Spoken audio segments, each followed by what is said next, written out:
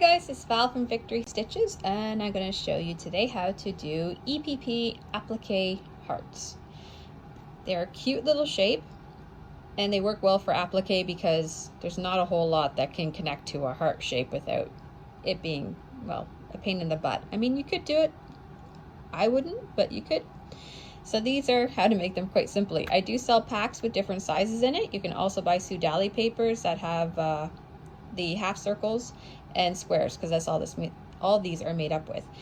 This here is a large, these are smalls, and there's a medium as well, which I don't have one made up at the moment, but they're available. So there we go. So let's get started. Now you use your typical EPP type stuff. I'll show you very rudimentary, some English paper piecing in case you don't know if you're new to it. I do have other videos and there's tons of stuff out there on it. This here is called a template. A template is plastic.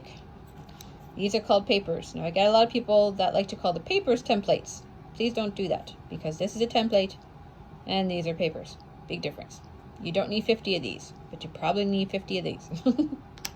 Alright, you can use these to cut, especially if you're fussy cutting. These are awesome. They have a 1/4 inch built all the way around, and you can see there's like a little frame there, so you can frame whatever you'd like and cut it out, or you can freestyle it. I freestyle a lot of things when they're, when you're not fussy cutting. You just put your paper on, make sure you're about a 1/4 inch all the way around. If you're doing large shapes, you can do even larger amount all the way around. It doesn't really matter. There we go.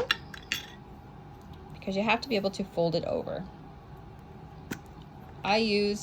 For small shapes, I always use a glue pen. It is much more accurate and easier to get into certain spaces. You can also use a standard water-soluble glue stick, and it works well on larger pieces.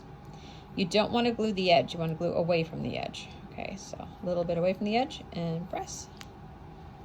And you just do that all the way around. Hopefully the camera is not shaking too much. I'm trying not to move the table too much. Here we go. And that's what it looks like. You're done. That's that bit. Pretty simple. Okay, get your shapes.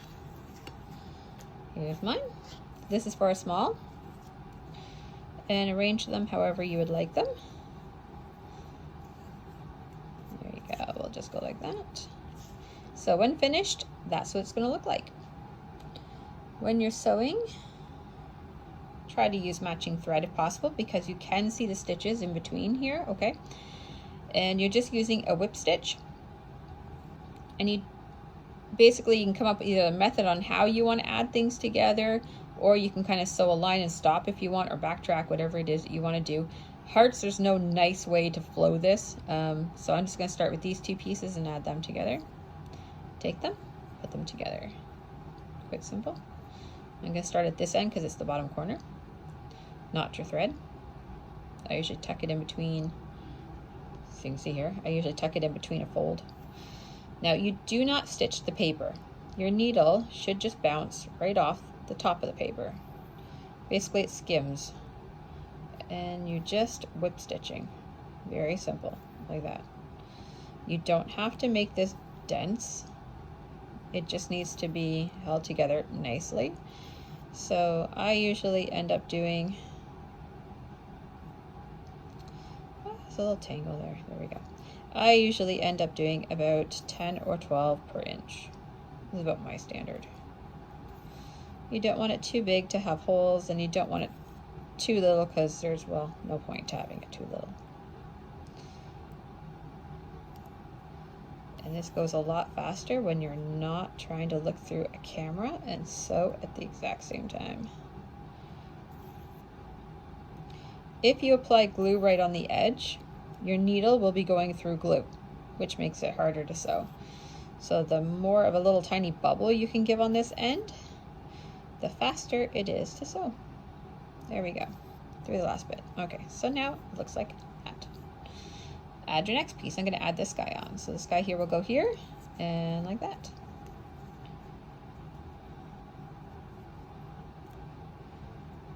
Try and tuck your little There you go. Try and tuck your little dog ear bits out of the way. Otherwise, they just constantly catch on the thread, which can be a bit annoying. Now, for small shapes, I'd say less than 2 inches, you don't have to break your thread at the end, okay? If you need to go back to another place to sew. So I will show you that as soon as I get to the end here.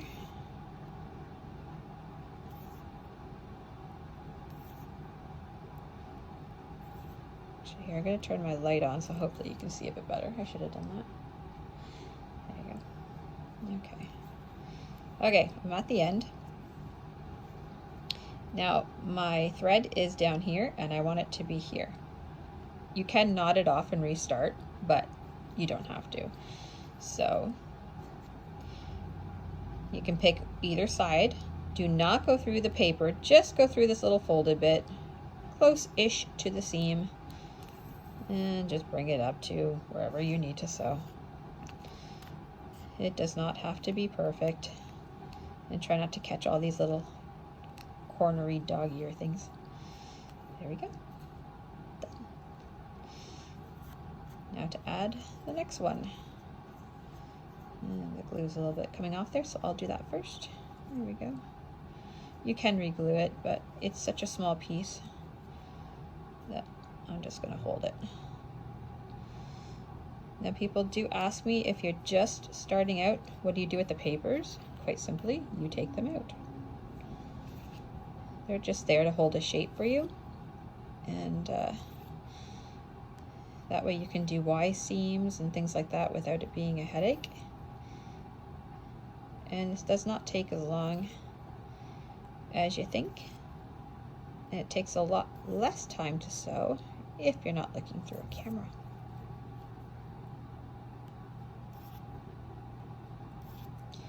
Almost there.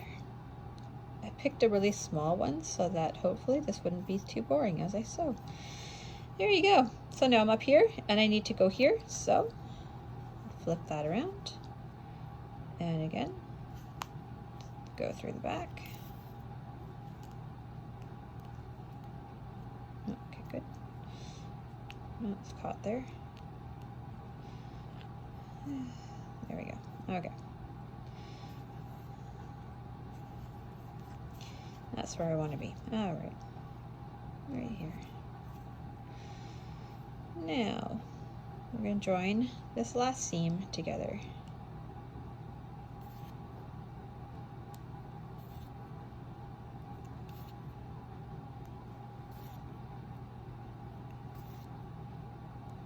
Okay. Okay. I'm just going to get to this last seam, and then you won't have to watch me sew anymore.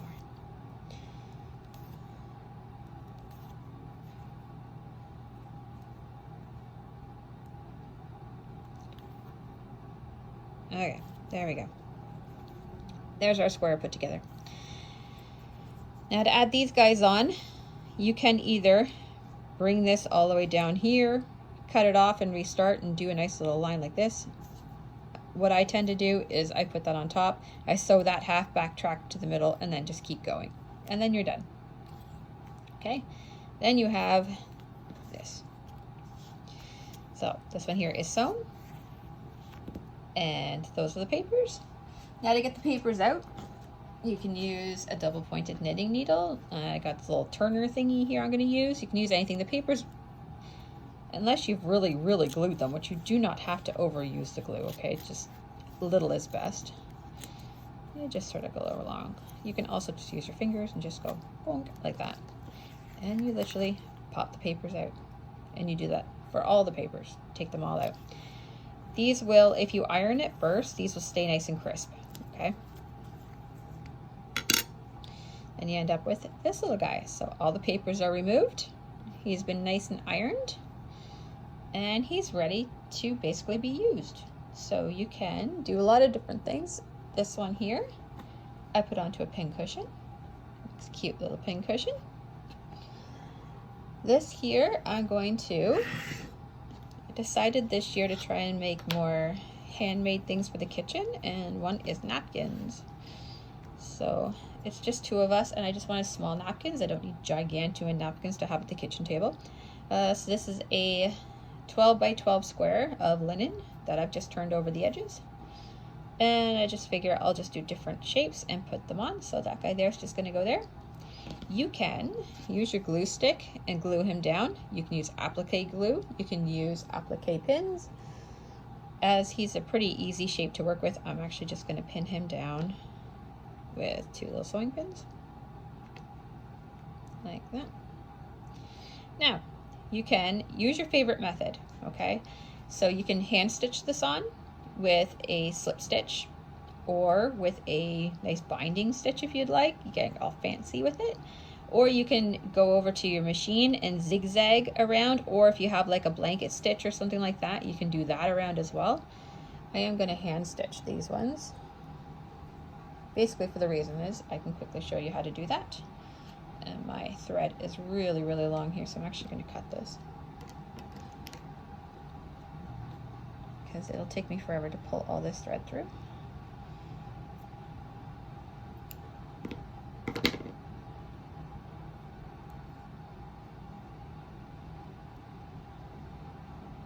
All right, there we go. So that's where he's going to go. It's quite simple on the back. And you can hide your knot. So if you find like a little fold over, like right in here, see how this guy here is all nicely folded over? Just hide your knot in there. And pop it out the side seam. There we go. See if I can, don't know if I do, oops, this. There you go, maybe you can see a little bit better. There you go. So he's just popped through the side seam.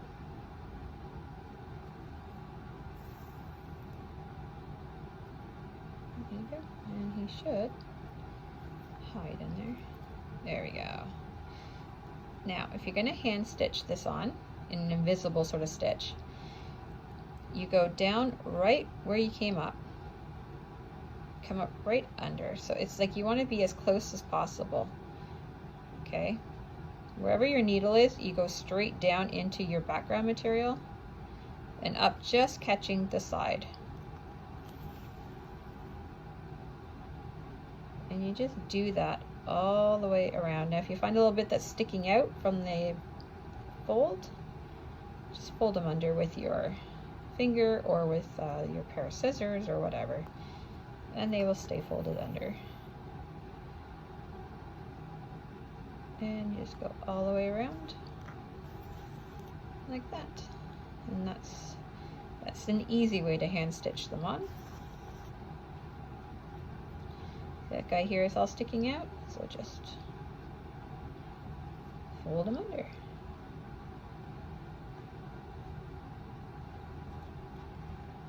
It's just like needle turn, except it's already turned. So, oh, got a knot there.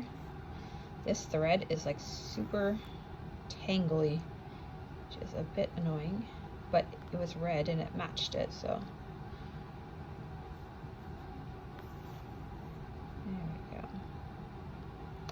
And just continue basically like that. I'm not going to sit here and show you the whole thing because that would be very boring. So there we go. He'll be sewn on and it'll be a really sweet little napkin. Fold it all up like that. There you go. There we go. So that is how you put together and how you would use cute little applique hearts. That's a really big one. That's going to be going on a quilt block. I made that out of Liberty. And my little paper packs. You can get Sue Dally ones as well, because these are just squares and half circles. Sue Dally does make those along with templates. But she only makes them really, really small. So they turn out to be this size or a tiny bit bigger. These are paper packs I make myself. And they've got small, medium, and large. That's the nice big large. Little small guy, medium guy sort of in the middle. I don't have an example at the moment, but those are available. So I hope you get some inspiration out of that, and happy sewing.